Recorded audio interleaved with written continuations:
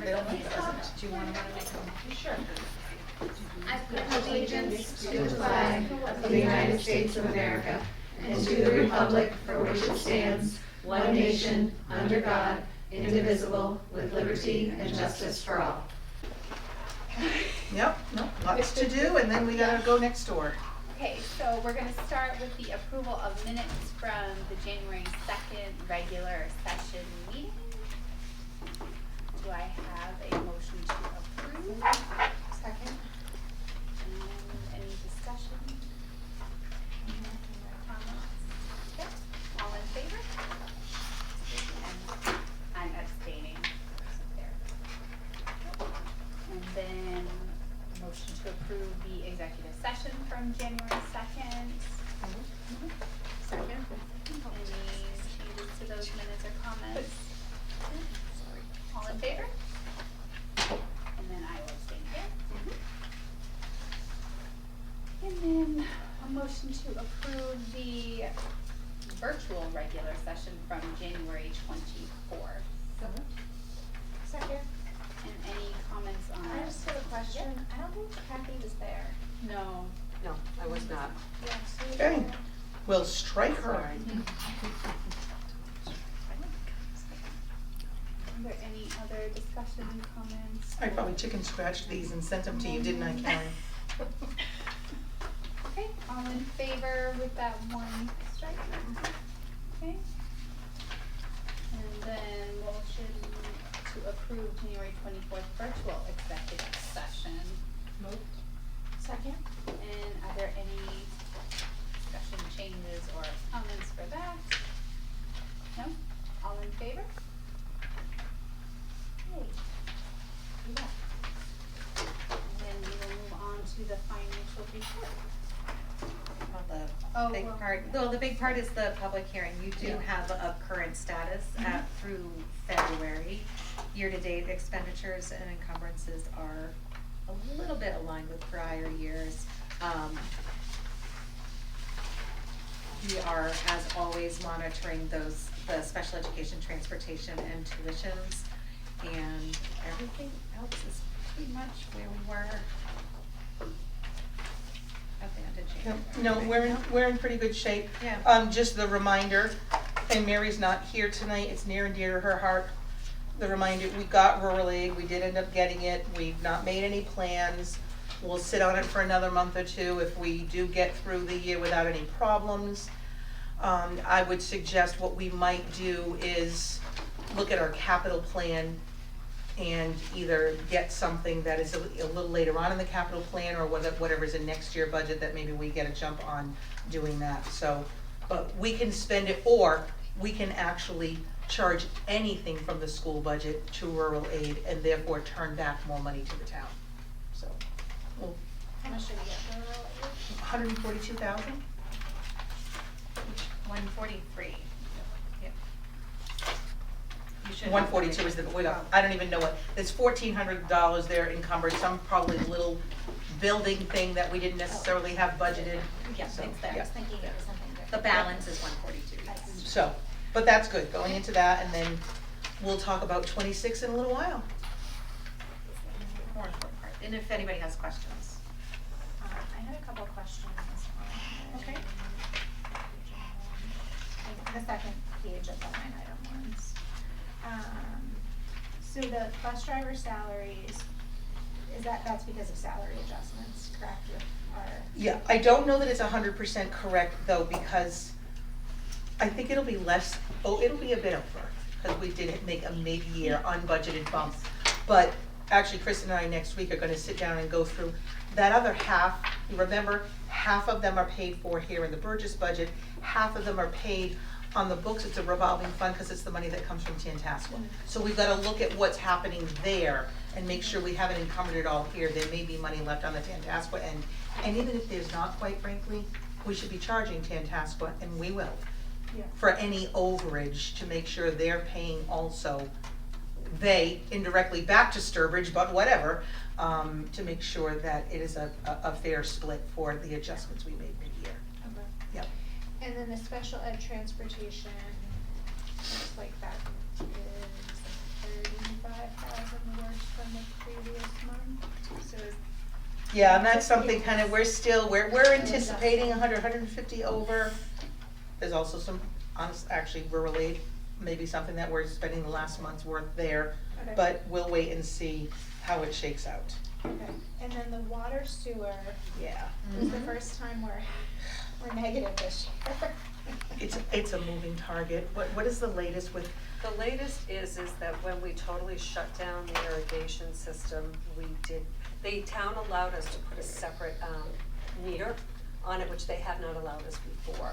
And so we were monitoring it, and then when we shut down the irrigation system entirely, we haven't had as much of a change. So Heather Blakely from Highway Department is working with, Jeff on that to see if we can figure it out. Because we have had it checked. Winterberry's been here multiple times, assuring us that we didn't have any leaks, but it is sort of suspicious that When you once turn we. it off completely, Yeah. it resolves the issue. Correct. it's been a problem for years, and it's hard to get a handle on because also our weather changes, and you have some really wet seasons and some hot seasons, so we're trying to build patterns and trends, and it's hard to.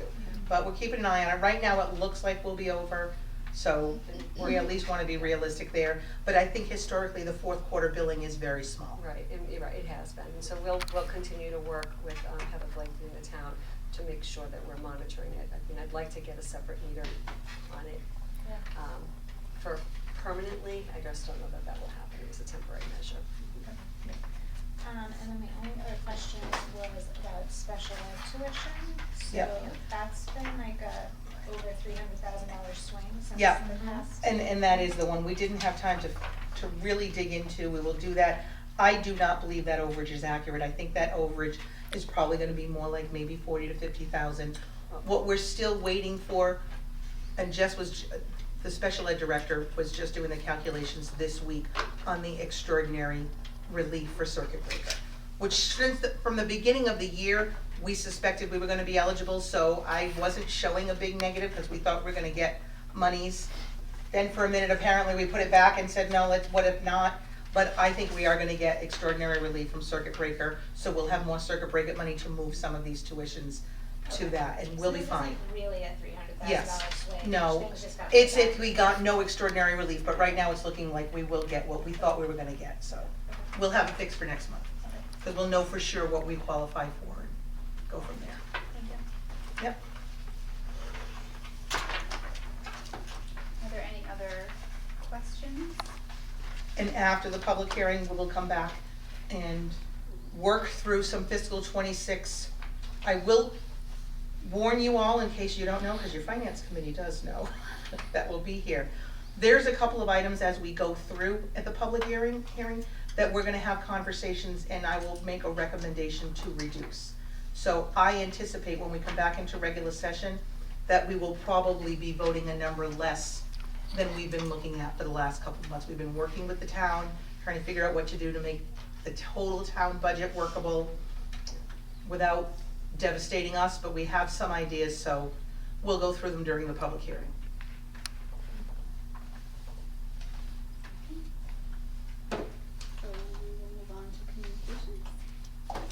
So really two, only one noted there, if you could take one and pass. These just showed up 2 days ago, so they didn't end up, I didn't have them early enough to put in your packet, but I can just get it over with this night to share.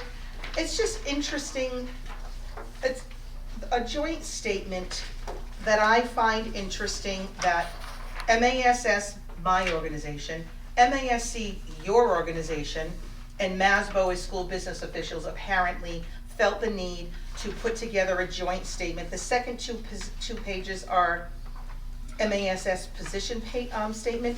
You don't need to go into, I'm gonna paraphrase and let you know what's going on, you can read it after. It's just, it's a tough budget year. We know this. And the fact that they felt the need to put these statements out shows, as much as we're doing our best to get through, and our communities are very supportive, I don't think we're gonna end up with the mass destruction that a lot of districts around us are dealing with, and some started last year with significant. We've talked about the cliffs that we really tried hard not to build. But this is happening statewide. It's very uncomfortable here for tighter for Sturbridge than I think it's been in the last 15 years anyway. So this here is just saying that's the case statewide and worse, it's much worse. But apparently, it's starting to get, I'll call it ugly out there. If they felt the need to kind of lay out and make a statement that says, here's how school funding works. We talk about it through the process, but they felt the need to put a statement out that says, schools are funded by some state revenues, and this is how that calculation works, and by your local taxes, but you have Proposition 2.5, and trying to put that out, and then bottom line is they're sending this out to the community and the masses and saying, when things get tough and tight, please don't blame your administrators and school committee members for the difficulties.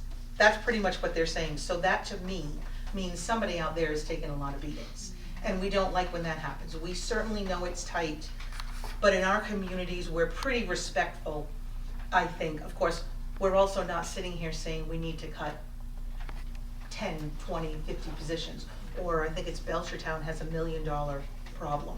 So we're not there, so I can't say how civil things would be if we were there, but I think out there things are getting very uncomfortable and in some cases uncivil, and they felt the need to put this statement out to say, the people that run your districts are doing the best they can, and it's not their fault if money is drying up and we still actually have increasing costs, so. Yours to read at your leisure. I won't include it in next month's packet. I just thought it was interesting that they felt the need to put this statement out. It's gonna be tough out there. And you all got electronically the Southern Worcester County Quarterly Report, so that was the only other thing there in communications. Okay, we'll move on to the principal's report. Mrs. Kelly. Hello, everyone.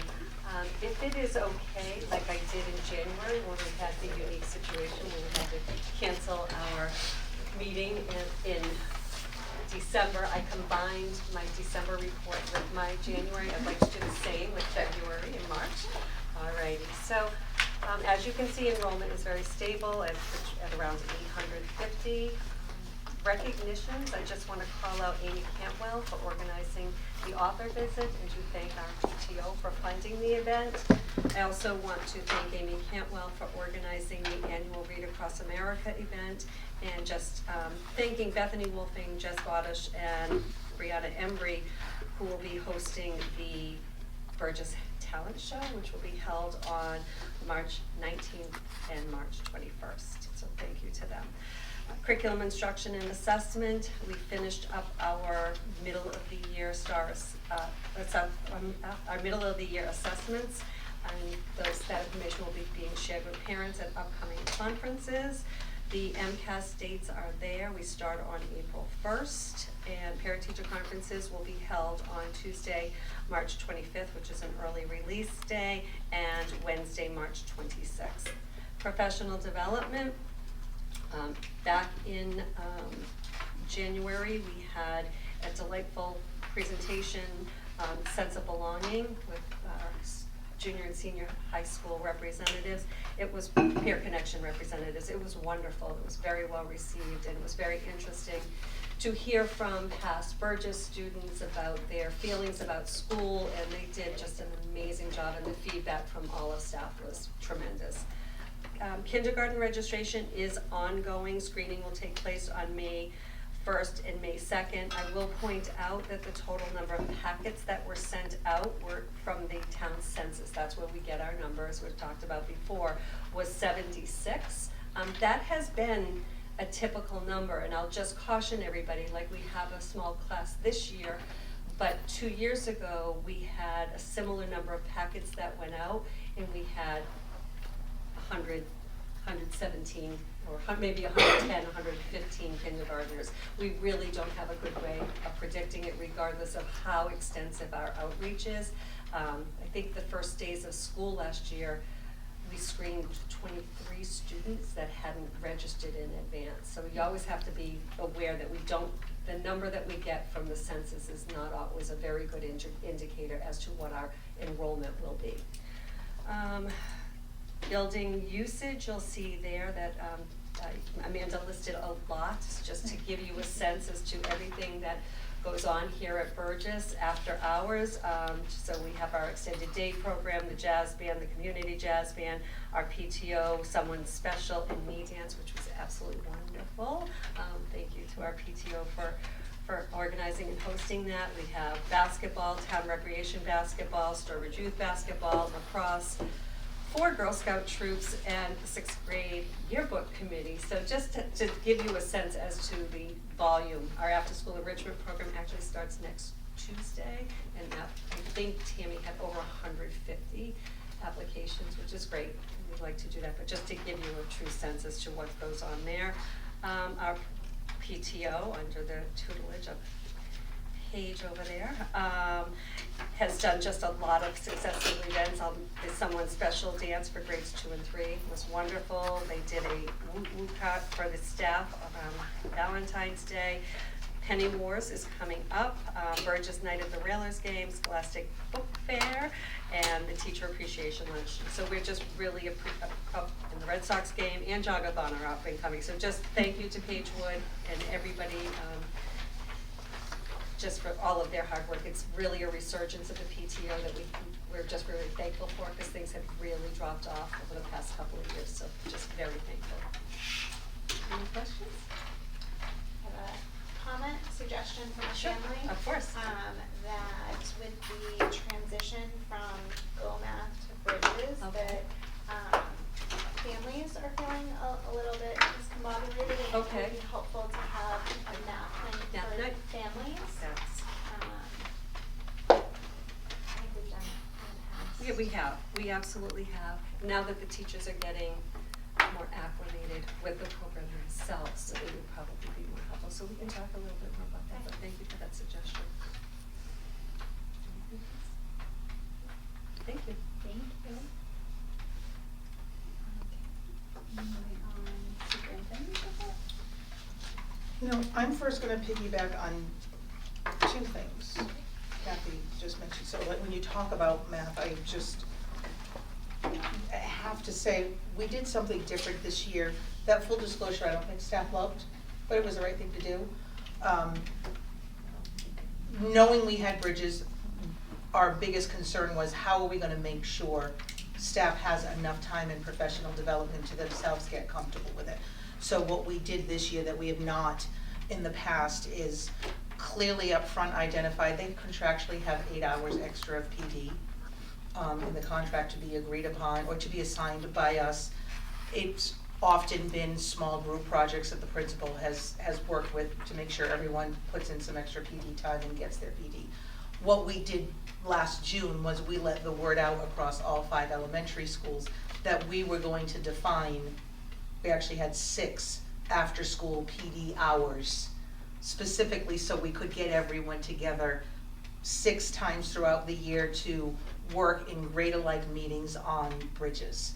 So I really think that was something that was important to do. It was a teeny bit of a geographic issue, because we wanted to get them all together, and so we had folks coming from their school to here and tried to respect that there's travel time for some, and people like to stay in their own building, but it was really important that we get all of the grade 5 teachers together to talk through their own stuff. So I do think that helped, while getting to where they were going to go might have been a challenge. I think the work done was very helpful. I think there's one more session, but that, to your point, should put them in a place that they now should be able to start sharing that Feel confident. with families too, and feel comfortable doing some community nights is a good idea.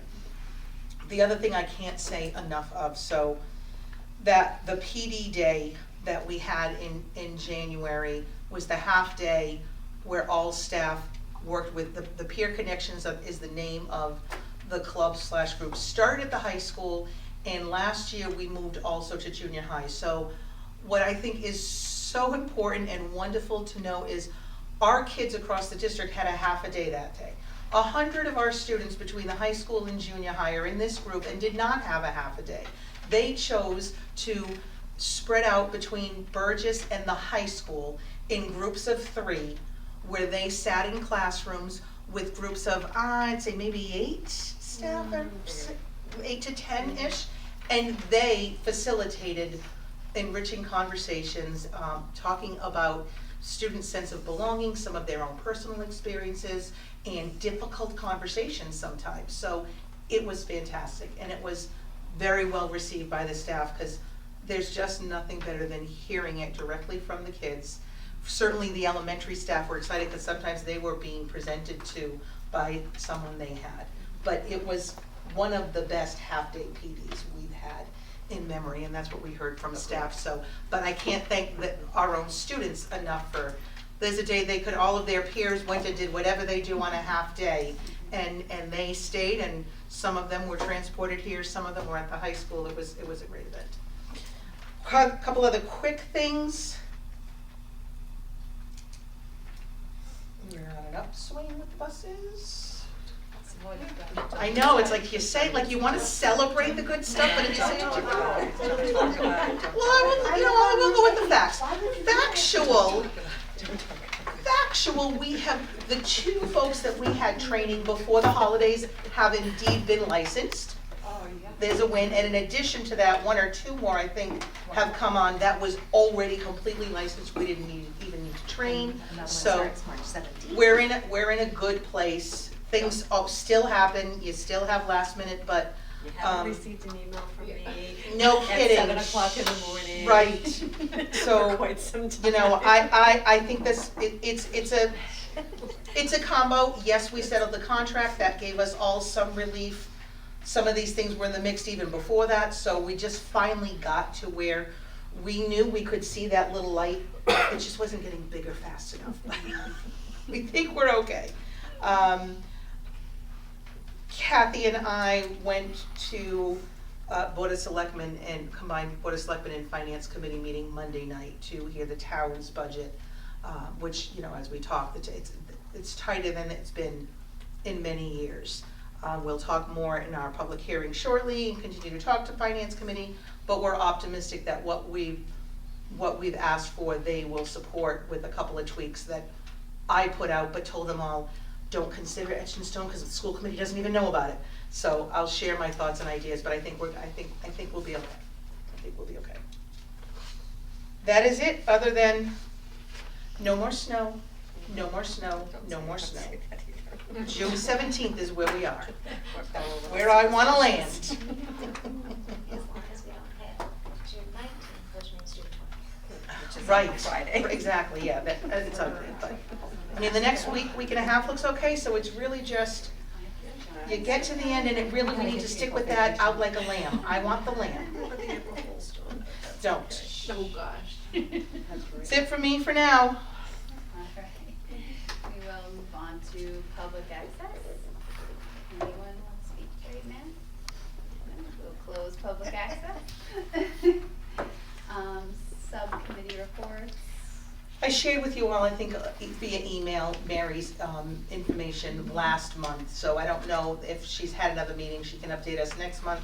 We know the Rural Commission is still kind of meeting every couple of months, working through. I think in general, there is certainly support for the plight of the rural communities. It's just a question of how much money you can get and when, or who you're gonna steal it from, because the printing press in the back room at the State House does not seem to be working, so. We'll move on to our Tantasco rep. I was not able to make it to the last meeting. Boy, I need to remember, when was that? It was January, It was, February. Oh, sorry. It was early, it was February 12th. Yeah. So, and that was pretty much, that was reviewing the budget with the full committee to get them to vote to what to go to their March public hearing. And Tantasco, very quick summary, definitely had some challenges. They started off with a 5% budget, they're down to a 3% budget. That 5% budget was no way gonna be able to be supported. There's some revenue challenges at the Tantasco level, just as there are at the locals.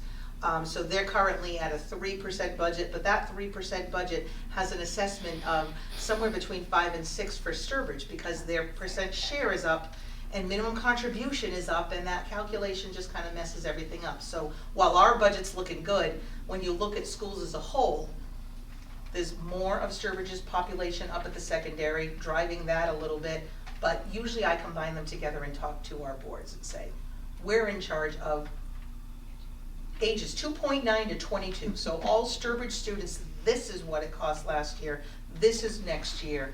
And like that number combined is lower than 3%, which I feel like is an range that we keep on talking and having conversations. So Tantascwa did need to squeeze a couple of things. They've got a couple of positions that needed to be cut, classroom assistants on each side of the street, a custodial mechanic that is retiring that won't be filled, and a few clubs stipends that have minimal attendance that we just won't run.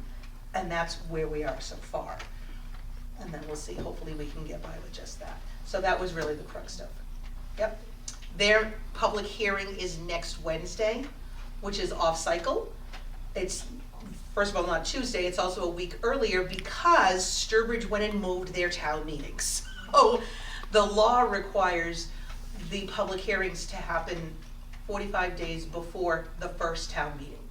So in the past, 20 years ago, I don't think we always changed the Tantascwa meeting, but first time back to the last week of April, we did recommend let's give the full 45, make sure we meet our legal requirements, but I've been sliding them numbers, even though they haven't been officially voted on, to work with.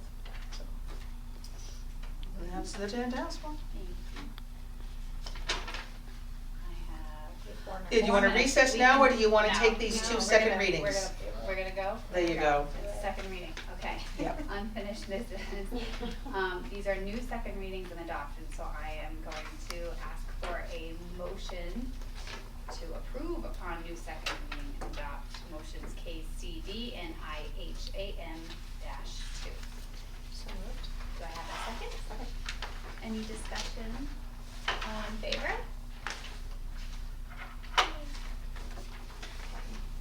And then This is the perfect place for you to. Budget here, we're gonna start by introducing ourselves. My name is Samantha Kuzinski. I'm the chair of the Emerging School Committee. Jackie Baker, secretary of the school committee. Whitney Goodwin. Lindsay Goodwin. Kristen Leo, Director of Business and Finance. Deb Boyer, superintendent. Kathy Kelly, principal. Karen Director. Karen, the one that really matters. Yes. All right, good evening. I'm always looking to say who's new. And we start from scratch, or how many of you have been through the drill? We had a little bit of one or two newer faces, so we'll go from there. Thank you for coming. We are hoping to run this hearing the same way we have for a number of years. And we're going to talk a little bit about the overview. Those who like pictures, we'll do pictures first. Yes, the pictures are in the last, I think the last 3 pages of your video. Yeah, no, Carol put them together. I think. Am I right? Yeah. So we'll go high level, talk to you a little bit high level, and then, as we've done in the past between Kathy, myself, and Kristen, we'll go through the detailed pages, and what we tend to do is try to answer questions before they're asked and say, this line looks like it's probably going to have a question, and we'll explain it up or down. But then before we turn the page, we say, are there any other questions on that page? And we'll go through it that way. Good? All righty. For the picture-loving people, this is just sort of high level. The first page of pictures, the pie charts showing fiscal 25 to fiscal 26. What I love to see is a slight uptick in the most important piece of the pie, which is the direct instruction, which the state calls the 2000 series. So you can see currently 65.6% is that direct in the classroom instruction, and this budget here is actually 66.2%, so it's nice to see a little bit more. You can see the decrease. I know it's hard to tell with the pie, slight, but it's a full percent decrease is your out-of-district tuitions, your special ed tuitions, which those of you who have been through this for a while know that is our most volatile piece of the pie, that in any given year we can have a number of special needs students that we simply can't serve in-house despite how great our in-house programs are. And those tend to be the expensive ones. So we're in a good place right now. There is no wood knitting to done, so can't say, but anticipating what we've got going on, the students we're serving, where we're serving, we feel like we are hopefully in a decent place there, and then we'll see what happens. So that's really what's happening on that first page. And the next page, we just try to show you in pictures. We are optimistic. The budget that you have is a 2.69 or 2.7% budget. We're gonna talk as we go through it. Finance committee members, this is not the number that you were looking at Monday night.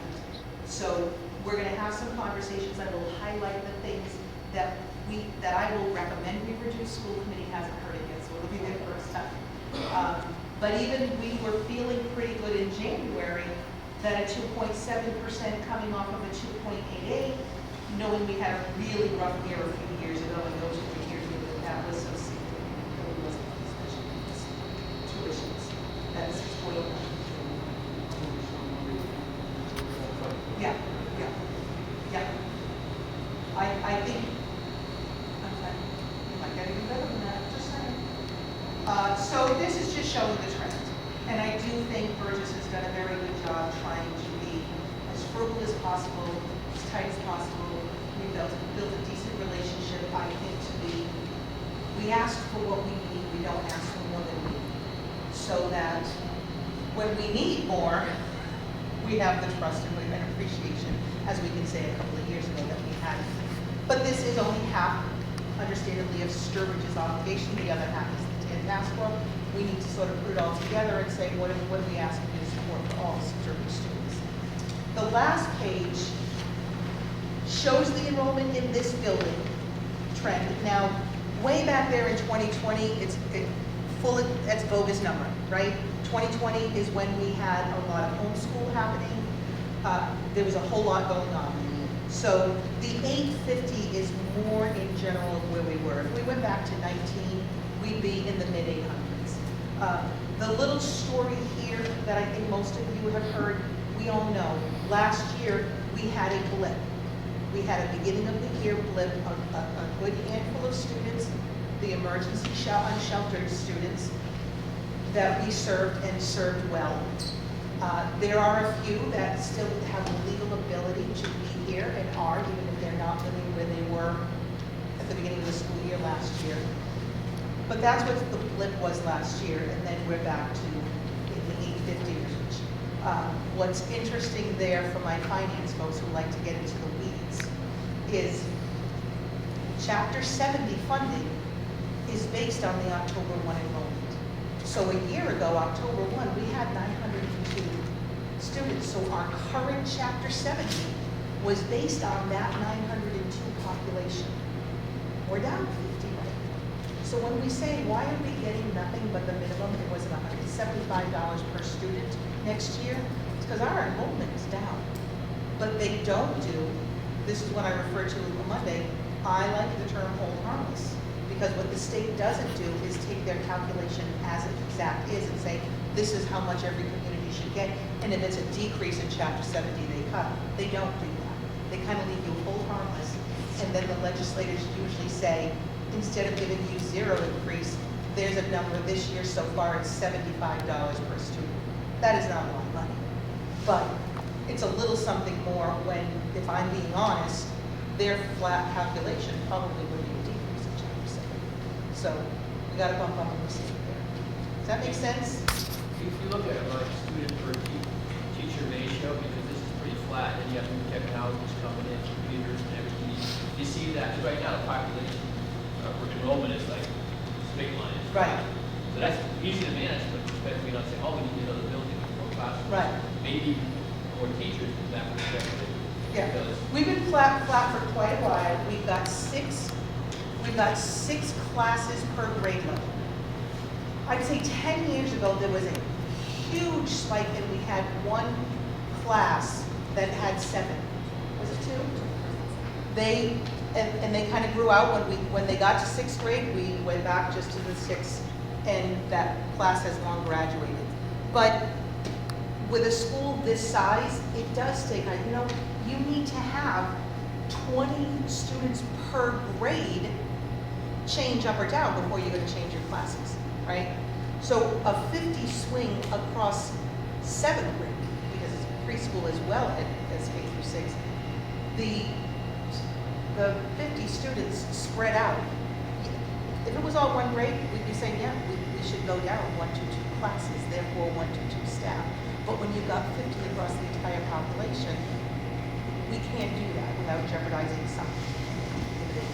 I will say, while I'm getting on my little podium, when I sat there Monday night looking at the plight of Sturbridge and how we are where we are, the charter school has caused some interesting challenges to Sturbridge. Because the OSA charter school, your enrollment is kind of leveled. It's about 23 students. But that 23 students is costing the town via an assessment to send students to the charter school instead of here.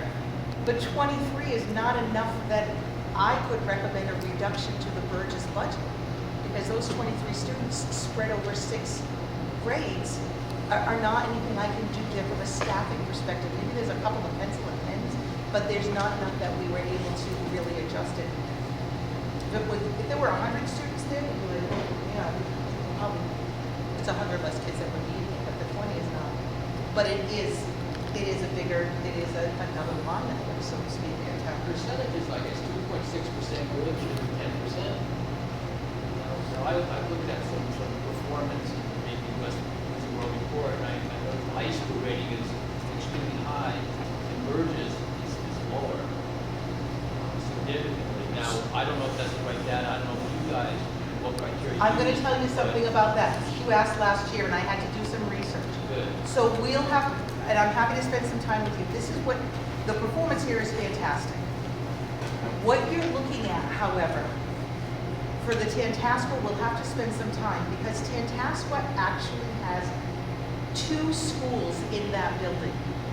So it's a little bit, I won't say bogus. The Tantascwa Regional Technical School is a separate set of data in probably most of the reports you're looking at. On DESI's report, there is separate data for Tantascwa Regional High School from Tantascwa Technical High School. Those 2 really should be combined to show what's really happening in that building. It's a struggle for me. One is going to be significantly higher, and one is going to be dragging a little bit lower. And combined, because I think it was your question was student-teacher ratio. And it looks like it's very low, because the teachers are only, all of the academic teachers are only being reported in one place, in one school. They're really serving the entire population, 2 schools, which at this point in time, almost half of the students in that building are technical students. Every reading, math, social studies, and science teacher is teaching them, plus the non-technical students. But the teachers are only being reported on the non-technical school. It's a problem. Looking for comparable data is very, very difficult for Tantascwa. It's very difficult, complicated. We're constantly on the phone with DESI, trying to find a way to show the picture a little better.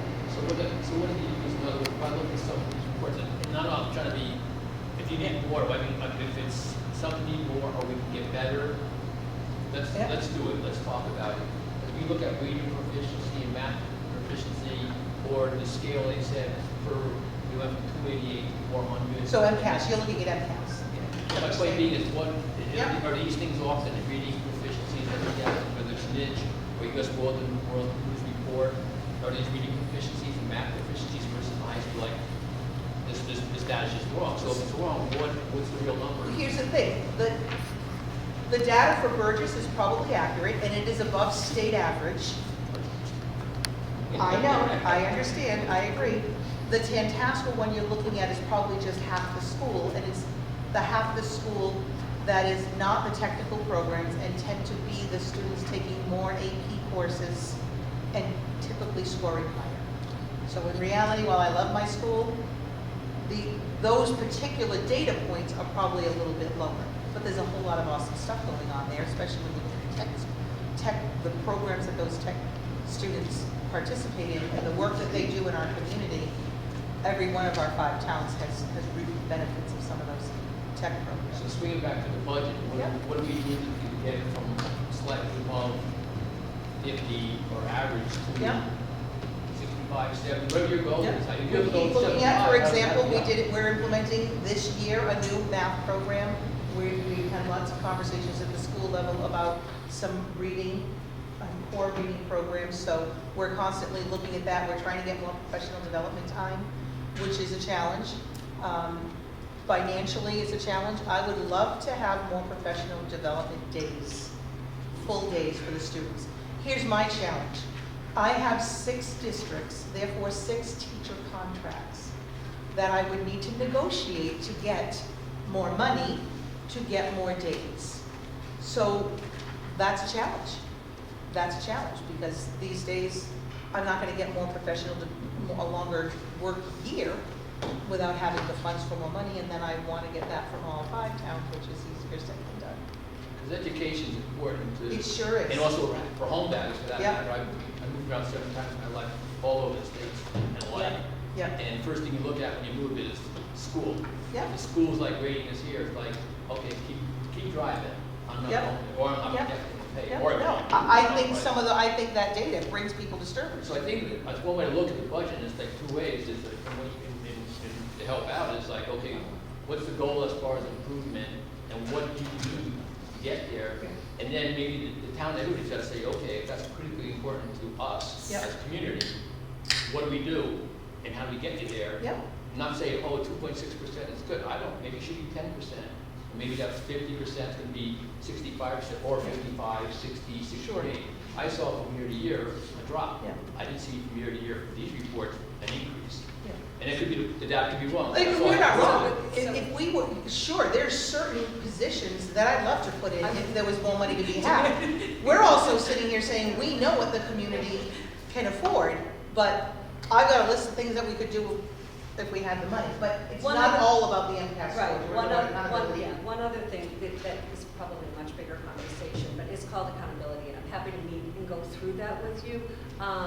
You know, we're not just judged on our achievement, so it's about things like chronic absenteeism, which I need to tell everybody in the room. Burgess has phenomenal attendance. We are amazing, but they set our targets based on our previous year's percentage of absenteeism. The state considers anything over 10% as being chronically absent. Burgess, even through COVID and the recovery at that point in time, we were still maintaining a very, very good attendance percentage. But that makes your target harder to hit. The better you are, the harder it is to get to that number. So if you look at the report and you look at accountability and just go to, I think it's the 4th category, you just go to chronic absenteeism, we got 0 out of 4 because we were doing so well that the mark becomes harder and harder to reach. So it's not just achievement. The other factor that was in, is also in the accountability that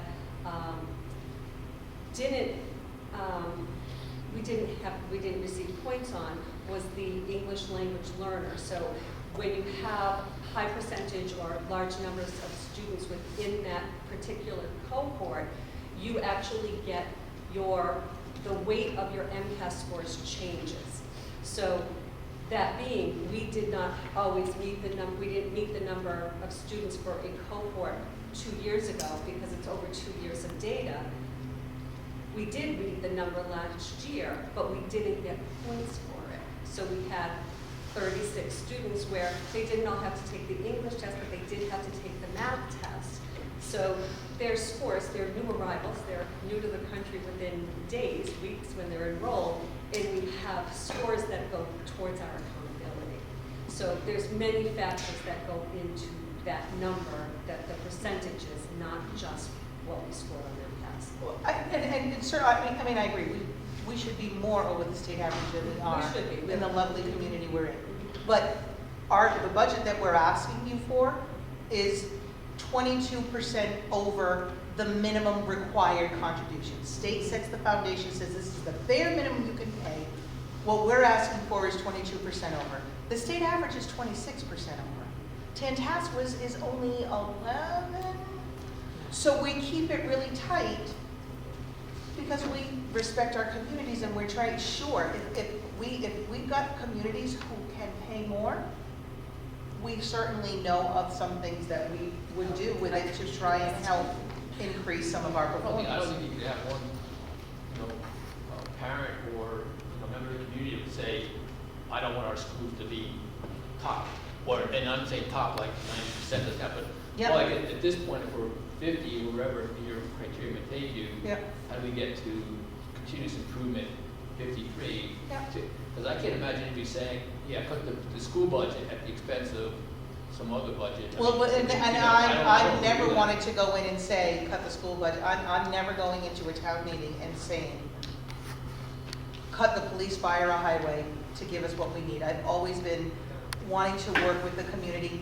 Again, there's a line in the sand. If I feel like our programs or services are gonna go down, if I don't get this level, I'm coming and telling you. But if we work and say, no, we're gonna keep plugging, and even if it's small incremental, and it's not all about that data, it's all also about where do our kids go? What happens once they get to Tantascwa, how successful are they? How about our special needs programs that we have in this building, that we are able to keep those students here, or in the junior high or the high school? There's some that we just can't, but there's a lot more than a lot of other communities that we're able to keep here, close to their peers and in their communities. So we see those as major success plans. Up at the Tantascwa end, this is supposed to be my spiel for next Wednesday, but I'm gonna start putting it out now. By December, we had 2 Harvards, an MIT, and a Notre Dame, which early action is not usually when you're gonna get those.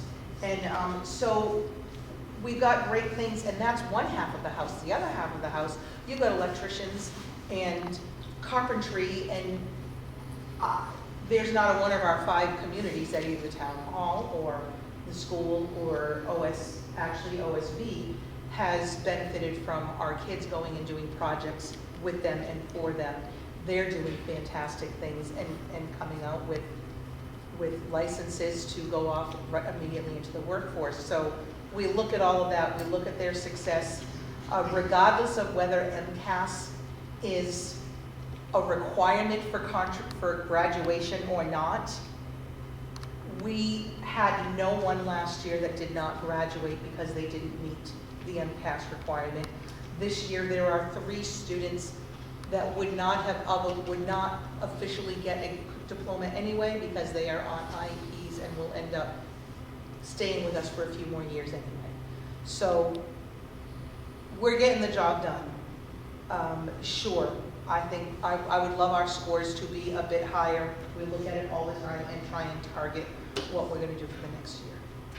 So what do you need, do you need additional resources? I mean, when I say resources, capital, computers, anything technology out there that can say, Yeah, okay, no. our teachers are splintered, and if we get this, we can improve this and make them happier, less Yeah, hours in a day. honestly, I would say if I had more resources, it would be more staff. It would be a little more interventionist or a little more remedial support staff. Our class sizes, I think, are reasonable, hovering around 20. Some would like to see them be more like 18. But from a capital perspective, right now, we're in good shape, thanks to the federal grants for the last 3 years. So while a lot of districts around us are dealing with the cliffs that were built, and in the news, we're so thankful that we're not having mass cuts, but many school districts are having pretty massive layoffs and cuts. I would argue because they probably built some pretty significant cliffs with those ESSER funds. You guys had ARPA, we had ESSER funds. We were pretty strategic to use very little of it for staffing and more of it for capital kind of one-time things. So we were able to get a good infusion of technology. We've got Chromebooks and the servers we've updated, and we do have a capital plan that we're able to fund, but with the ARPA funds, we almost got ahead of some places. So we're in a decent place there. And again, you folks have been supportive in this budget is a line for hardware. Because if you think you can go a year without buying more devices, that's foolish. The Chromebooks are the paper and pen of the schools these days. So that is in here as not necessarily as a capital, it's just an ongoing. Every year, we've got to make sure that we're cycling through those Chromebook carts, smart boards. Yeah, we're in decent shape. He doesn't believe me. I believe you, you guys are dedicated. We tried. All right, that was all the summary. Okay, if you're on the first 2 pages of your packet with numbers are really kind of at the overall summary. I would like to dig into it on 3 pages in, which is page 1 of 6. Y'all with me? So I'm going to, as I said before, we're going to kind of go page by page and just mention what we think is worth mentioning, and then kind of look for a thumbs up before we go to the next page. So page 1 is 1,000 series. For anyone who doesn't, that is, these series numbers are set by the state. They're how we report things. 1,000 series is your school committee and administration costs. So as you can see there, school committee costs are fairly, they hold fairly steady, legal and conventions, etc. The meat and potatoes of this is your superintendent's office. This budget is voted on every November when we get all 6 school committee members together and vote the total superintendent's office budget for next year. Then we chop it into 6 pieces based on enrollment and share. So Burgess's piece of the entire central office is 24.41%. That is down slightly, because your enrollment's down, from 25.35%. That's why you see almost a level. It looks like the cost is almost no increase at all. It's really because Burgess's share, the budget is up a little bit, but Burgess's share is down a little. So bottom line is 462,000, actually minus the legal, because I think that's everything up there. $450,000 is what Sturbridge pays for everything that happens in the superintendent, the facilities, the technology oversight, the networking for Burgess's share. Any questions on that? Okay. I'm on page 2 of 6. So the first thing that sticks out, I've got all my notes, and see how we do about before questions are asked. Line 145, you see a huge increase, but if you looked on the next page on line 350, you would see a huge decrease. There was a position that was previously a school psychologist that is become a special ed administrator. Just moved that, very little increase, change in salary, but the need was to have an administrator that really is focusing on the special ed population, special ed programs, both in-house and out, and the liaison. So that's almost a fair swap, but that's where that money came from and went.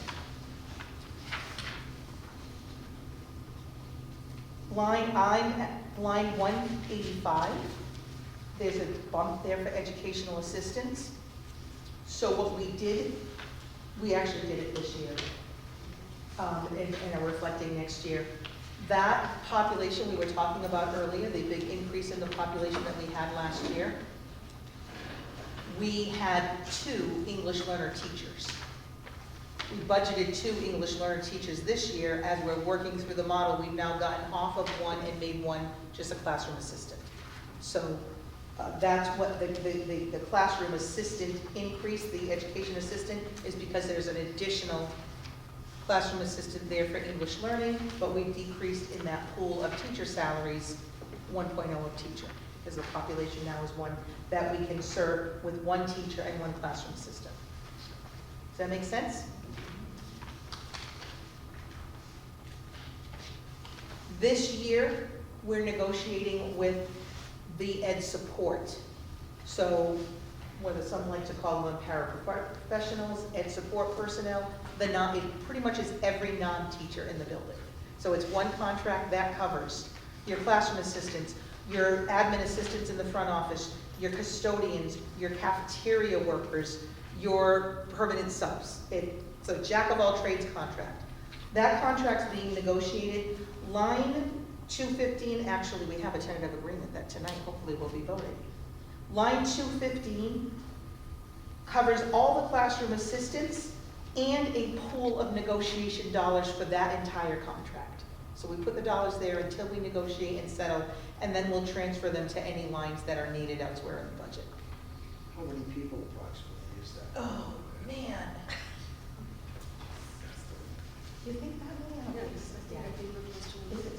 It's probably between 55 and 60. Okay. 58, okay. They, 58. But that's food service, that's Right, custodians, right. that's admin assistants, that's our paraprofessionals that support our students, so. That's not a lot of money for that No. difference. Right, and right, you're absolutely right. You're absolutely right. We're frugal. Yep. Could I ask a question? What's the 200 series? What's that SAL? What does that mean? Tell me where else, tell me where The you see. 200, where does Line description? Line 200, salary special ed Oh, teachers. salary. Yeah. And that's up a bit. That is up because it's contractual steps and Oh. COLA. A couple of years ago, we had a good number of them retire. So we went down, but now we're back into the building up. And Burgess has, just to add to the complexity, because I love to hear myself talk, sorry. We have 6 teacher contracts that I work with. 2 of them do what Burgess does, where every year for the first 15 years, they move little steps. The other 4 they're at 1 step for 3 years, other than COLA, then they take a big bump. But this is every year there's a little bump in addition to COLA until they max out. And you've just got a handful of people in that category that are newer, so they're moving up. Do you have any retirement after this? This year, so this budget, we're gonna wait till the end. The budget we built, we knew of one. We have since in the last month been informed of a second.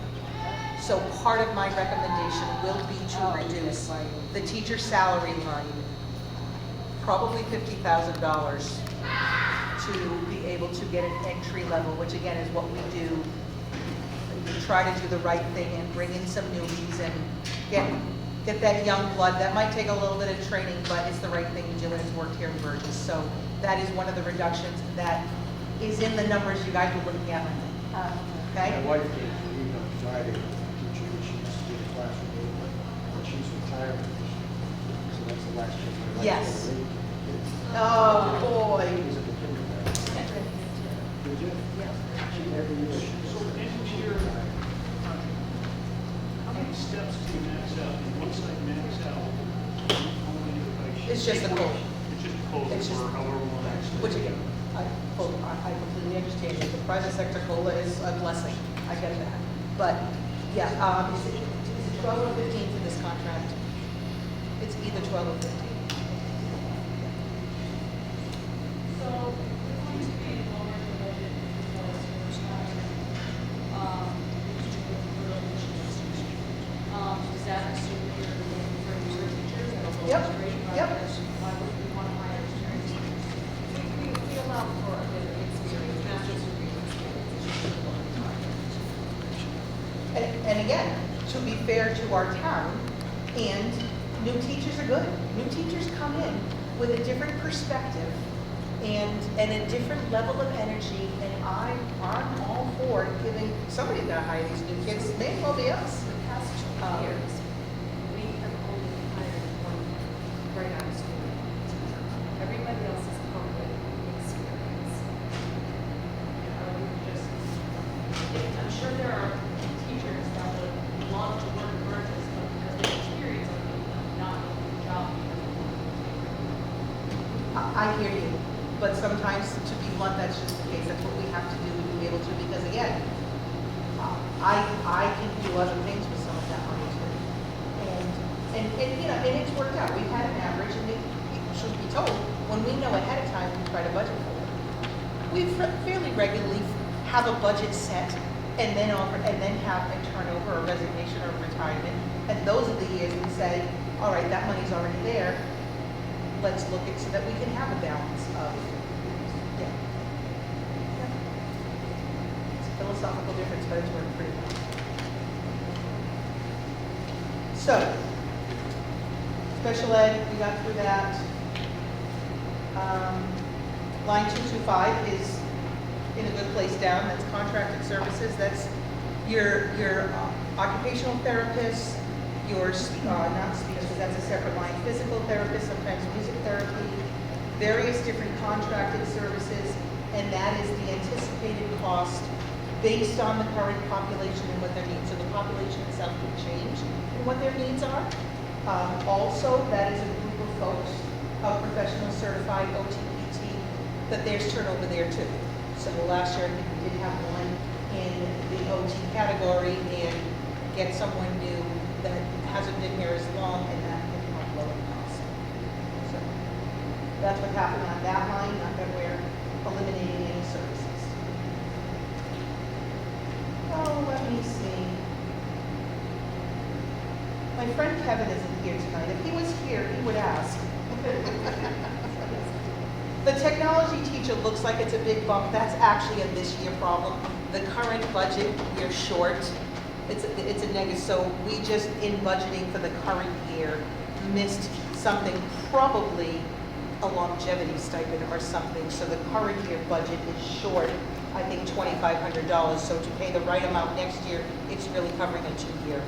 So they're almost flat for the past 3 years. Yeah, so I think, which you can see, if you look at 24, what actual was, 25 doesn't make sense. It was short, it should have been a couple $1,000s more. Does that make sense? Longevity stipends, is that paid every year? Do I get some stipend based on my number of years, So- or is it paid every a certain number of years? Their contract, I think, has steps, and again, I didn't bring the contract, I should learn to, because there's just too many to remember, but what they typically have is, it's every year, but it's, say, if you've been here more than 15 years, it's, I'm gonna ballpark, it's a couple of $100. Then if you've been here more than 20 years, it's a little bit more every year. 26 years. Yeah, there you go. 15 to 19, gosh, I was so glad. Max is out at 14, so 14 steps.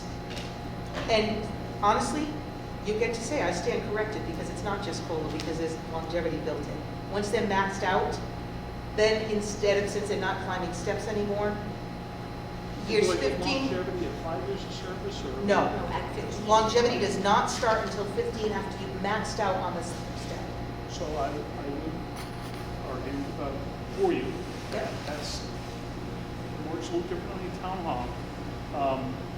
And the longevity is you maxed out, so Yep.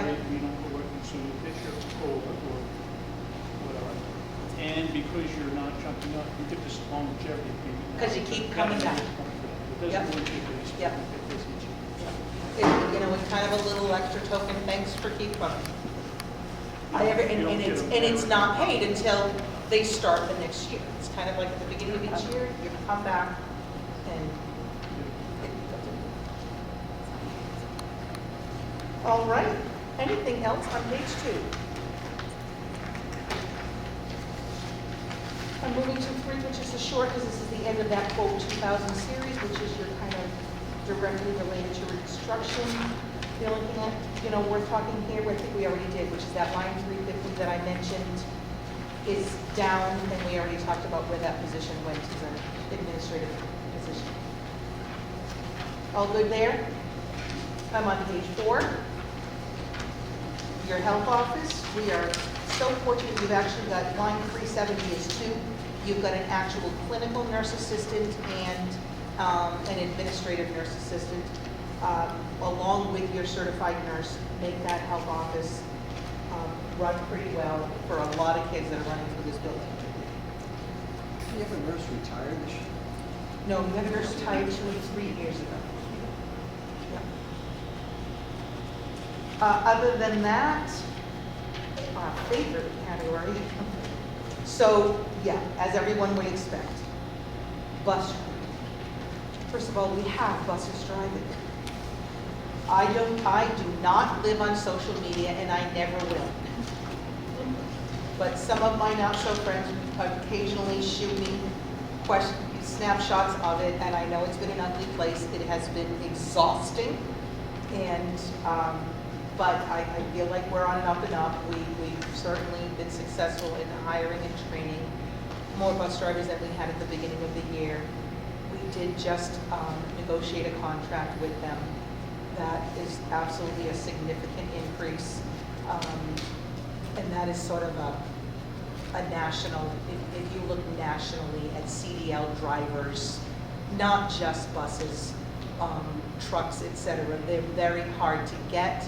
So we certainly, again, it's a little different in the municipality versus the private sector, but I think we ended into a reasonable agreement, but it is a pretty significant increase, which is what we needed to do to be able to keep your transportation in-house, Private sector which is going still through that. cheaper than outsourcing. Private sector is going through that a lot. Yeah, it's tough. So, How do you come up with, still cheaper than outsourcing? Do you- so we run at least every 2 years. I actually have the good fortune because the other 4 towns, I outsource. So every 3 years, I actually go out to bid for the other 4 towns. So I've got legit, true contracts for the other 4 towns that I can compare to here. So we've got to do the analysis every couple of years and say, okay, it's this, plus what else is happening at the town hall, what are the liability insurance costs, what are all the other costs that aren't on this page? We factor that all in.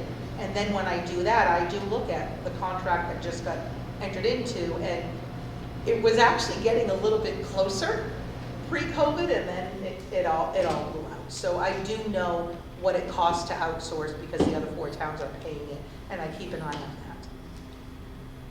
I do love my Cost of drivers. School buses we have to buy in addition to what's. Yeah. Like the public works, we like after 26 have to use electric vehicles, EVs for buses? Thus far, that's been pushed off for a year. If buses were included originally, so right now, that number's 27, so I'm sticking my head in the sand and not dealing with it yet. Good. Thank you. Because there's also a hard push to fight on that. Again, the same things you heard Monday night. We don't have the infrastructure. If they don't have the infrastructure to plug in plows and dump trucks, we don't have the infrastructure to plug in buses. But we have more time than the DPW does to see what happens with that.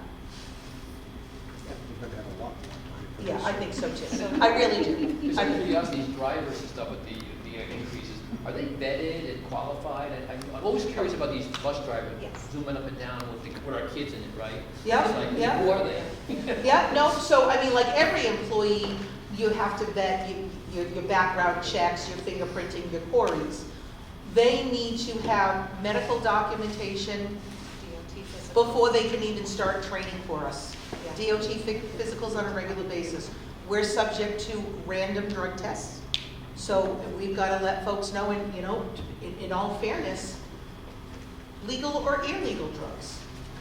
The drugs that are legal aren't legal if you're driving a bus. So if you fail that random, and you feel bad to say, if you participate in something recreational that shows up 3 days later in a random drug test, we can't employ you. So yeah. Well, here, and the thing is, and I will try to be progressive and fair and say, the problem is I have no way of knowing if it's in your system because you participated this morning or 3 days ago, because it's still in your system. I just don't know that. I understand some people might have been, no, I do the right thing, I would never drive. But we don't have any tests to say any differently, so we have all of that where physicals and their licenses themselves need to be renewed regularly. DOT is actually pretty hard on the license renewals and the physical requirements. Yep. You must pay a ton of insurance, huh? Well, the town does. That's in the town budget? It's on the town side. When you That's look at the good. liability, it's on the town side. I don't think it's that, and again, we have a pretty good crew. We don't have a lot of issues. And it's 14 or 15 people, it's not 100 people.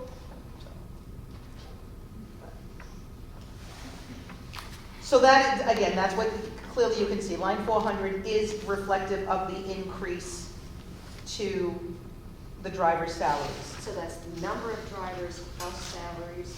It's or the number of plus drivers amount. times how many hours they work in a day, 180 days at their new salary. So So the other towns are paying transportation to their local school and you're paying transportation to the regional school. Right. And we're using the same buses with the same drivers. Correct. Now, and the other towns are Transportation using the to all same places. buses and drivers, so when they contract out, say it's McCarthy right now for all four.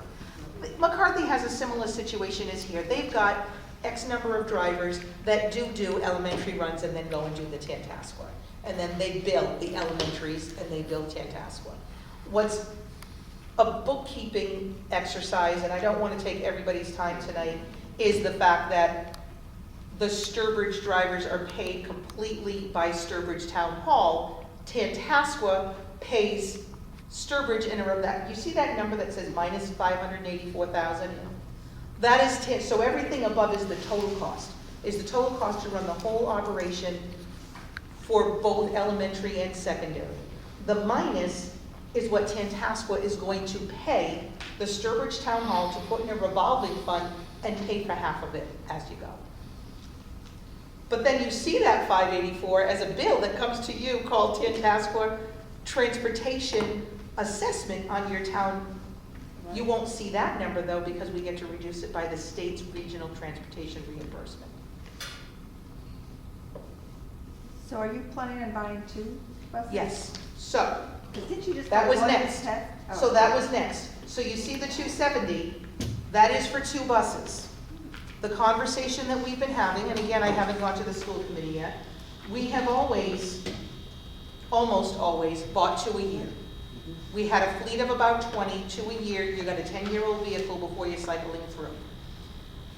A couple of, pre-COVID, buses were running about $80,000 a piece. You can see fiscal 24, that 125 was for 1. Money was tight, and it wasn't just that money was tight, the lead time to get buses was outrageous. We could only get 1 commitment. So that 125 was for 1 bus. So we are coming off of a year, just a couple of years ago, of just getting 1, which is why I was a little concerned at the thought of, can we only get 1 this year? Which is why the town is buying vehicles, ordering vehicles way ahead of. Yeah, the lead, it's gotten a little better, but we did get 2 this year. So that 250 is 2. The 270 is the anticipated next year for 2. What I have suggested is that we reduce that 270 by 1 bus and ask the town to pay it from free cash. The other one is going to be paid for by Tantascwa and then subject to 75% reimbursement. So the cost to Sturbridge is only 25% of that bus. With me? Yes. Which is, and that's the bookkeeping thing that I wanted to make sure. I can't get warm and fuzzy and say Tantascwa's buying 2 buses. I don't want to have the chance of being audited and have that happen. Does that make sense? Yeah, no, fair enough. So you don't take the buses out of capital budget, then you take it out of operation. Yeah, so Tantascwa has some separate capital funds. We don't really hear. So buses have been in your, the question for the capital-ish items, if something is really big, I'm coming to you via an article, a free cash article. I want to leave in here what is, if it's going to be happening regularly, that's operations. Yeah, now we can put it in a different category, we can call it assets, but if it's in this budget, it's because I think it's going to happen. For example, we'll see in a little while, there's a projects line that is $60,000. Now what those projects are every year, that is our capital. What they are every year may change, but that's in the budget, and they're small enough that I think having a 60 to 100,000 every single year hardware line for technology in projects, extraordinary projects like fixing railings or upgrading an HVAC system, those are okay in your operating budget. Something becomes a $200,000 or $500,000 item, I'm not going to try and put that in your operating budget and then increase your operating budget. That needs to be done offset. We're going to have vehicles in the warrant articles this year. Yes. Yeah. So that is different. The 2 buses I do say should be operational. They should be 2 a year. But I understand this year was tough, and the question was, could we pull 1 out?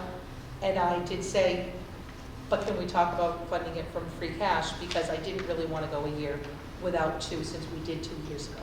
So I don't know if this is a question for you or for them, but why is that different if we're funding through free cash? Like, we still need the money from the town? The town is limited to how much they can raise, how, the size of their operating budget. Raise Proposition appropriate. 2.5 is limiting their ability to raise something via taxes versus I do have free cash. So, if I recall correctly from the town meetings, right, so that's gonna be a separate line item asking money to be transferred, so that could fail, Yep, and then we would be with one. then we would be the one and we'd say lesson learned. But Okay, I have faith. making sure I Yeah, understand correctly. yeah, So I was gonna go there, we're still buying 2 buses, and you're still looking to spend $270,000. correct. Normally, it would be in your budget, you'd be asking for a little bit more. That means our line item budget would be an extra $130,000 higher. We're already at the maximum amount we can spend in that budget. So if we stick it in that budget like we normally do, it's $130,000 above what we have for revenue to spend. That means we gotta go through all the departments. Correct, correct. So to get around that issue, we want to stick this and use a slightly different pot of money this year, to get around run amount of money to Yes, spend. and I was there Monday night. Mr. Smith is not wrong. He's dead on. There's a couple of things that are really operational. You moved over here, you built a cliff. Because next year, I'm coming back and saying, I gotta get back on track with 2 buses a year in the budget. Unless you forever want to be funding one from something else, but that's not something we can go to hotel, motel, or betterment. So yes, absolutely, 100% right. We're just doing what we can to try and work with the town. And who knows what next year will shake out, right? Are we kicking the can down the road, baby? What percent of your students use the bus versus the truck only? And I'm going, where I would go with that is, I see other towns having tight budgets. They don't have bus service. You gotta get your kid to school. And if you want bus service, there's a charter service you don't have to pay for. That's just kind of shifting the burden to those. Well, so there are legalities. For public education, legally, any student who is beyond 1.5 miles from school, you have to provide transportation. We certainly could have less buses. It's hard for me to say this year what percentage have been taking because we've got a mess with transportation. Right. And we've got less runs than we should, so more parents driving. If we go back to a fully having, I think, We have 12 buses and we're pretty much maxed out. oh, for sure. 840. Yeah, right, exactly, right. 840 kids. Most, there's probably, it varies day to day who gets picked up, usually childcare related or after-school activities or appointments, but I would say of the 850, I would say on a daily basis, we have, 750, 800 Yeah, kids. you've probably got a good 80 to 90% taking buses, which is great. But to your point, legally, could I not provide transportation to students that live a 1.5 miles from school? Yep. In this community, would you do that? You don't have sidewalks on Cedar Street, at least not yet. Even coming in, you don't. The traffic disaster with just 10%, just the way this facility was set up, it's crazy, it's a nightmare. Yeah, it's not ideal. Why can't you finance a bus? Why can't you just finance it, like finance a car like everyone else? Well, does? I Then can, you but I'm put it in gonna be your operational financing budget. every year 2 buses, which it just seems, but I'm gonna quickly be to the point where I'm financing 10 buses at a time. It just seems to make sense to have. Yeah, it's still Yeah. coming. But you're Separate, I'm sorry. Right. It's all right. No, it seems to make sense with the fleet the size we have is to keep in that cycle of buying 2 a year. To finance, we're not in a position of being able to buses also, I don't even know how financeable they are. I mean, you can take out loans, but they depreciate quickly, and we're keeping them on the road for 10 years. We have a mechanic that's included in here. As she said, she's financing 10 buses at a certain point. How smart is that? Yeah. So when you Yeah. get 2 new buses each year, what happens to the 2 old? We trade. You trade them in and you Which actually get is some embarrassing, I kind of won't say how much, but an embarrassingly small amount that we trade every now and then.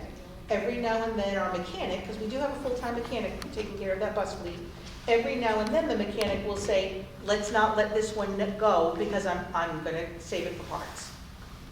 So I was it just just, gonna say, yes, save it yeah, for not parts. every year, but, you know, every so many, because we've only got so much space down there, by the way. But, yeah, we do look at that too. Okay. Yep, We've been there. yeah.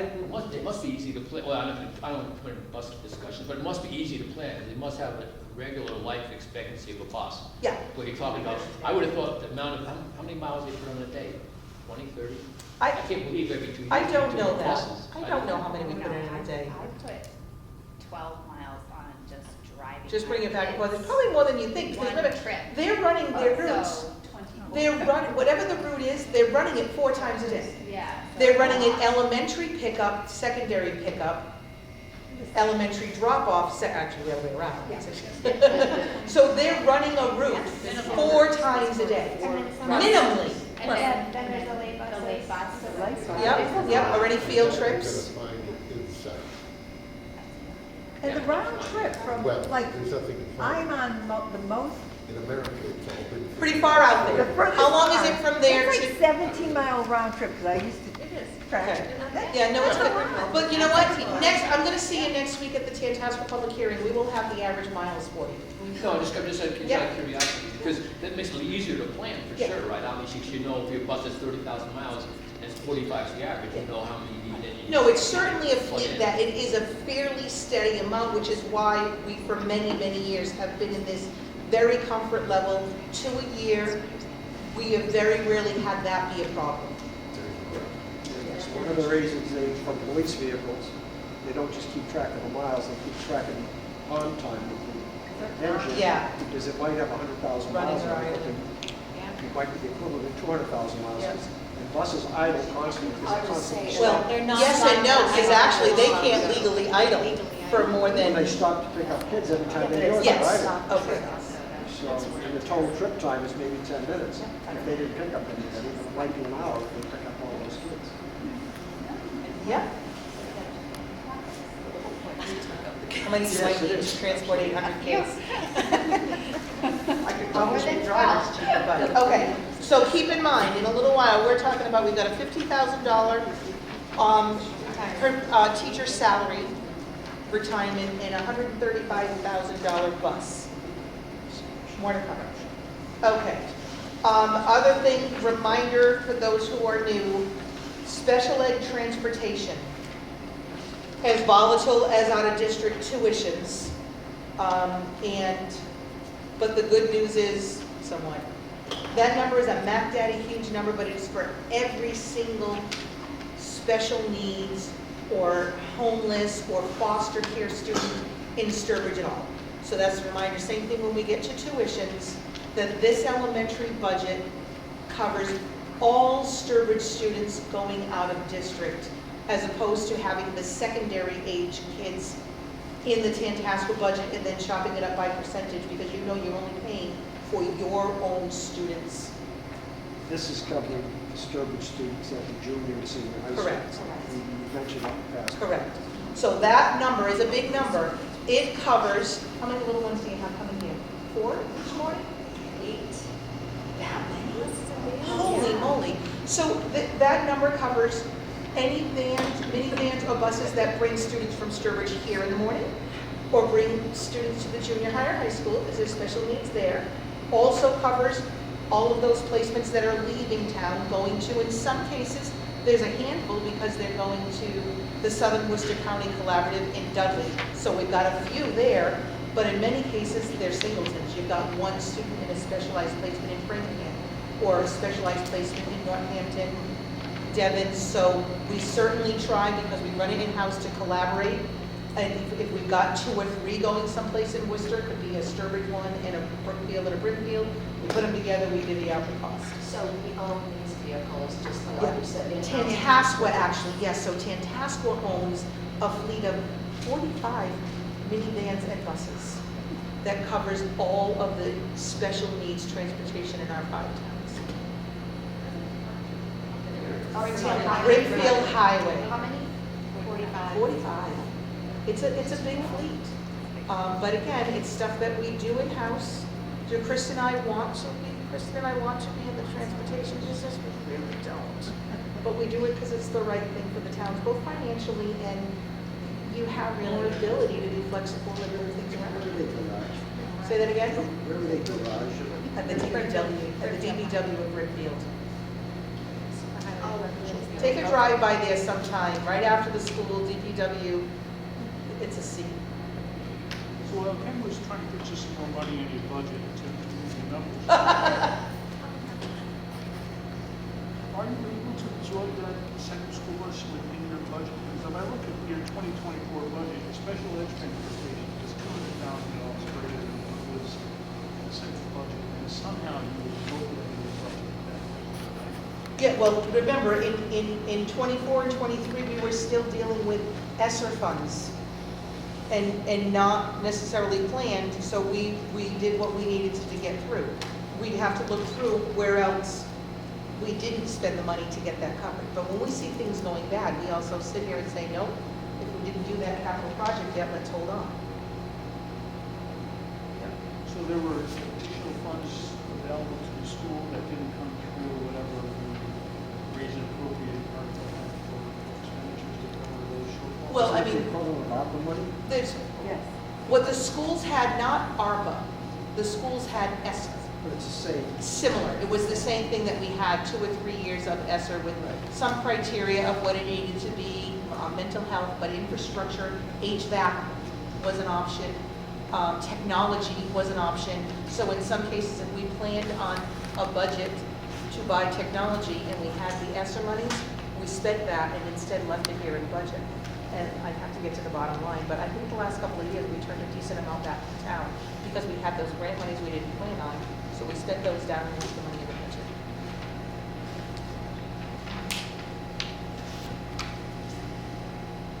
Are we good on that page? All righty. I'm on page 5. My next asterisk here is electricity, which Kristen and I just looked at today preparing for tonight, and we feel like we should reduce it. We only spent $77,000 last year. We didn't know that until we had already budgeted the $135 this year. When we started building this budget back in October, we said, let's level fund and see where we're at. But when we look at our spend rate this year and looking at our report, where things are down closer to the 100,000 tops, and I give credit to, I forget who the town has running the solar net metering credit deals. I think that has definitely served very well for this building. So, again, I'm all for keeping a little bit of, I don't like using the word cushion. It's better than slush fund, which makes me crazy. But I'm all for keeping, especially knowing we don't know what's going on in water and sewer, although we did bump it up a little bit. But I also, again, knowing how tight the town is, if I sit here and someone pushes my crystal ball, my gut is right now we won't need $135,000 for electricity. National grids, I can't speak to commercial rates, residential rates, current going forward, which you can see them out 6 months. Yep. Dramatically lower than they were 12 months ago. Oh, so they're From finally going down a 32 little cents bit. down to 18 And cents. yeah, That's a lot. it's a crapshoot. I don't know what's happening in that whole, Do you use the default service rate from National Grid, or do you have the end? no, we're on the town's net metering credit tier. Which again, that's for the production.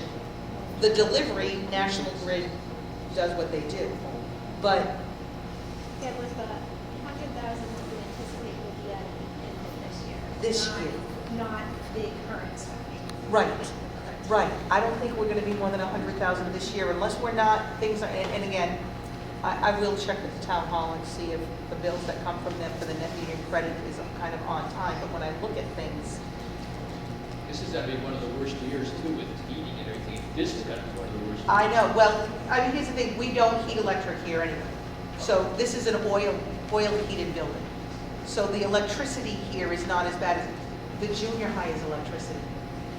This building is oil, the high school is oil, so, you know, and again, I am happy to take my school committee or any comments from you. It is an area that I think we could squeeze a little if the town's. Would you really need a proposal? Or, are you thinking about going back to like the 110 that we had in 2024? I think that's what I would be comfortable doing, So going back to the 110. to the 110. That's $25,000 that was not included in your conversations on Monday. That stuff we were just looking at. Getting closer to that bus. I know. Everything else there, we're gonna go in a minute, we will go hopefully quickly. You see that building projects, that's a line $60,000. Earlier under technology, you saw a line hardware, that was $90,000. We do have a capital plan that we'll review in a minute, that was a separate handout to you. So just kind of put a mental plug in that, and that kind of changes each year, depending on what we feel the capital plan, capital items are. Anything else on page 5? How old now is this new edition of the school? 2012, so over 10 years. I know, time flies, doesn't it? Yeah. Yep, yep. Whatever you want to do. Awesome, wow. And again, page 6, I'm at page 6, which is the page that sometimes just gives us the most agita. It's the most concerning, however, we're in good shape right now. So last year, if you look at the 24 budget into the 25, we're $100,000 up. Right now, based on where the current students are and our anticipated cost for their tuitions next year, we're at $100,000 down. That could be a combination of placements sometimes change. Sometimes someone who's placed out, we get back into the building. Sometimes someone ages out. So between all of those, that's a line that is helping keep this budget down, because we also don't sit here and put in a plug number thinking some student could end up having to be outplaced. We don't sit here and guess. It's based on the current students that we know. Any questions in that section? The only question I have, we received this lovely budget book, right, from the town administrator. Okay. And in here it's showing for Burgess, 14,083,739, and this is showing, okay, so it's 185. Everything we've just been talking about. So 14,089. 083,739, and what it's showing here is $185,000 difference. Exactly, okay, perfect. That's what I needed to make sure. That 185,000, I'm sorry to all of my bosses, was me whispering to the town administrator and finance director that I think we could cut the bus of 135,000, but we submitted an article as a placeholder for it, and the $50,000 for the retirement when we found out about it. So we said, if you want to plug in this number minus 185, I will likely be recommending that to the school. Okay? So the only other thing would be the 25,000 more in electricity. So then we would be 25 lower than what your town administrator's book says. And I went there Monday night and saw levy limit, dollars to spare, 0. And I certainly want to help it. If you missed the last 15 budget sessions, I think that number was the same every year. To 0 when you go in, so you've been hitting the levy limit in the last few? I thought a few years ago you weren't, I didn't know exactly when we got there. But, Been there for yep. Any other questions? Oh, sorry, yep. Let's quickly run through, as quickly as we can. The other handout there just shows you our capital plan. So there was a talk before about capital, so it's capital, but yet it's in the operating budget, so, you know, when it's something that we can plan and keep running in operation, we do it. If it's a mapped data number, we don't. So what this is showing, there's two different pages, there were two lines in your budget. One was under your building maintenance, and it was called projects. And on that line, if you, I'm not sure which page you're looking at. I'm looking at the one that has physical plant subtotal of $60,000 towards the top. Do we see that? And those are, so the items there that we'd be looking to do with that $60,000 are a $5,000 upgrade, which is really the data upgrades for the emergency management system, which allows us to monitor the the health of this building, the heating, cooling remotely. If something goes wrong, alarms go off. $20,000, do you know which parking, or roadway modification parking lots? The guardrails and rails coming in at Cedar Street. And $35,000 for parts and maintenance on your HVAC system that there's a couple of HVAC units that need some upgrades, and we want to be proactive and do it before those are done. And anything on, so that's in the kind of capital facilities section. The other page, some might call capital, I'm at the point where I'm calling it pencils and pens, is $90,000 in hardware technology, $25,000 is replacements or upgrades for the mobile devices, those are Chromebooks. So those are replacing a cart or two of Chromebooks and keeping that going every year. Actually, could be three for that. Then down the bottom, $65,000 is keeping a steady amount to upgrade your switches and servers and your Wi-Fi access points.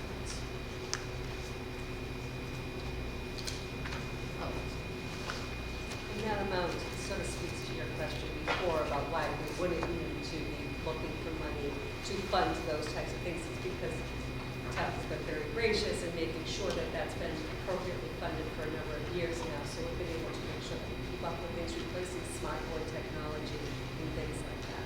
Oh, sure. Yeah. Any other questions? What happens now is the chair closes the public hearing. We head back over into our regular session. And the first thing we do in our regular session will be talking through the potential reductions and asking the committee to make a formal vote on what number we want to send to you all. You can just close as the chair. Okay, I'm going to close the public hearing. This is really Good. Happy to help, always. You can for what's the right question. Yeah, great. We do have a little bit of a, I say dysfunctional often, but we make it work. We have a complicated school district. This whole regionalized only 7 through 12 and then individual, it's complicated. We back in session at what time? We are back in session at 7:46. Excellent. So, if we first go back to the budget business at hand, I guess I'm gonna make a recommendation and you guys can have the discussion, right? So, I will say my recommendation would be to not do that. That was an extra zero, just saying. My recommendation would be to vote a fiscal '26 budget to the town of $14,058,739, which would have reduced the bus, $50,000 from teacher salaries, and $25,000 from electricity. Okay. Do I have a motion to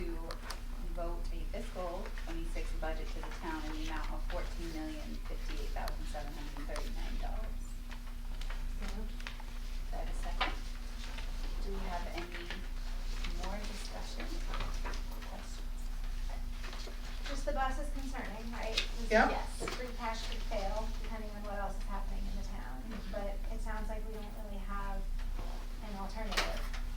No, so, Can you remind me again, what is the percent that Tantasco would get back from the state so, for the reimbursement? so what happens is you're gonna go into your town meeting, and you're gonna see a Burgess assessment, Correct. you're gonna see a Tantasco operating assessment, Yes. and you're gonna see a Tantasco transportation assessment. In theory, you'd think you're gonna see that $500,000 or so in the assessment. In reality, you're gonna see a line less than $100,000 because the state gives it's supposed to be 99%, it's not, about 80% reimbursement based on the year before's cost. So that bus is part of that calculation Okay. and part of the reimbursement, which is why I wanna leave that bus there, because you get the reimbursement. So Sturbridge, the town of Sturbridge is paying for 2 buses. The cost of that 2 buses, in reality, is gonna be more like at $135 apiece, it's gonna be more like 200,000 instead of 270, because of that reimbursement, which is great. But from a bookkeeping point of view, we wanna reduce the bus here and leave the other one fully in Tantasco so they can get the reimbursement for it. Did you, on Monday, did you present the free cash? No, that wasn't my job, that was the town administrator's job. Did she? She did. They talked How about did- free how did cash, they that- talked about the kind of things, How was and, that received? and understandably, some finance committee members are concerned with funding something that should be operational from free cash, cause it drains, it's your savings account. Right, It drains it down. yeah. But the presentation was that it would bring it down to I think an 8%, between 5 and 8%. Sturbridge has had a very, very comfortable, free cash and Yes. stabilization fund for a number of years. How did the BOS?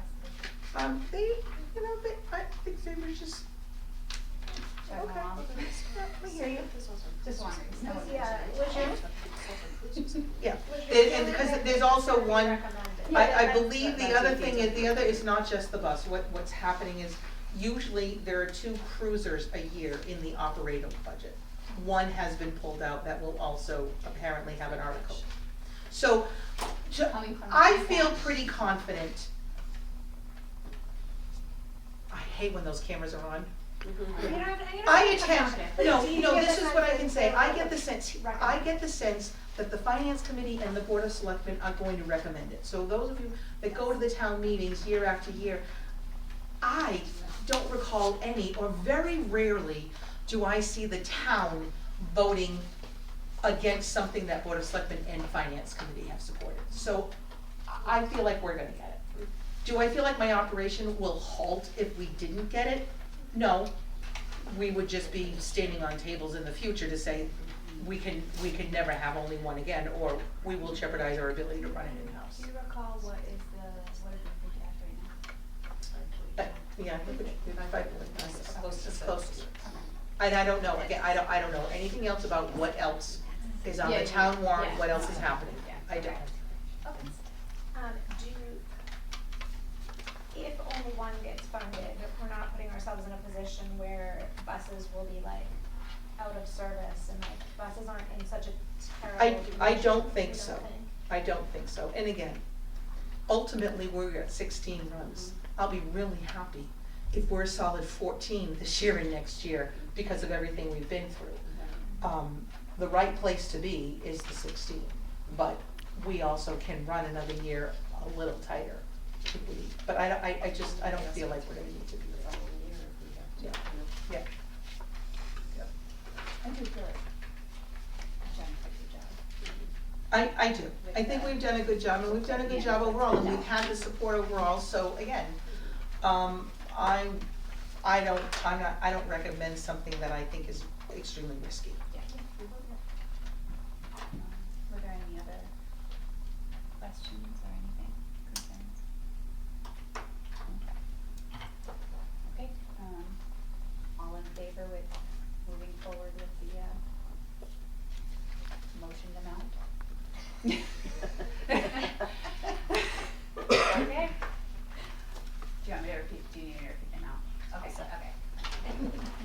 Good? I do, I have it written down. I did just it had in to do the there. math 3 times to make sure I didn't wanna short us. I don't do it, I don't do it.